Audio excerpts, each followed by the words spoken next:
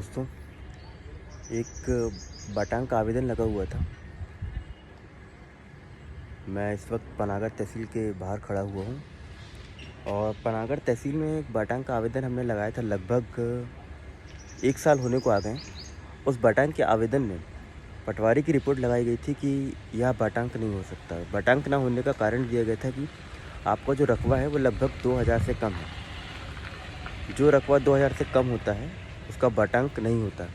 लेकिन ऐसा प्रावधान कहीं पर भी लिखा हुआ नहीं है। ऐसा प्रावधान कहीं रिटर्न में लिखा हुआ नहीं है। इसका मतलब यह है कि ये जो बाटांक है हो तो जाता है, लेकिन पटवारी अपनी सुविधा अनुसार कार्य करना चाहता है, क्योंकि जो बाटांक होता है उसका बहुत हिस्सा काफ़ी छोटा हो जाता है। यदि मान लीजिए आपने 500 स्क्वायर फीट लिया या 1000 या 1200 जितना भी लिया है, तो इससे जब छोटे होते हैं तो वह मैप में काफ़ी छोटे दिखते हैं।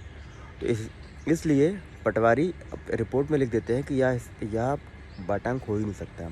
इसका मतलब यही है, सीधी सी बात है कि पटवारी अपना कार्य नहीं करना चाहते और अपने कार्य को एक ऐसी रिपोर्ट बना के दे देते हैं जिससे अपना के प्रकरण जो है खारिज हो जाता है।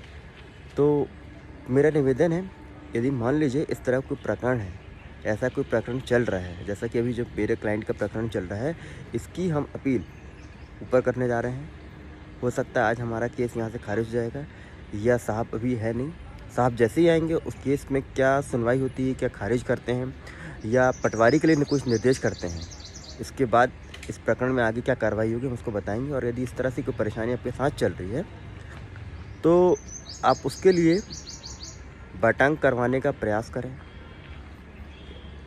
तहसीलदार साहब से अपनी बात रखें, क्योंकि बाटांग होना आपके ज़मीन का बाटांग होना आपका राइट्स है। धन्यवाद।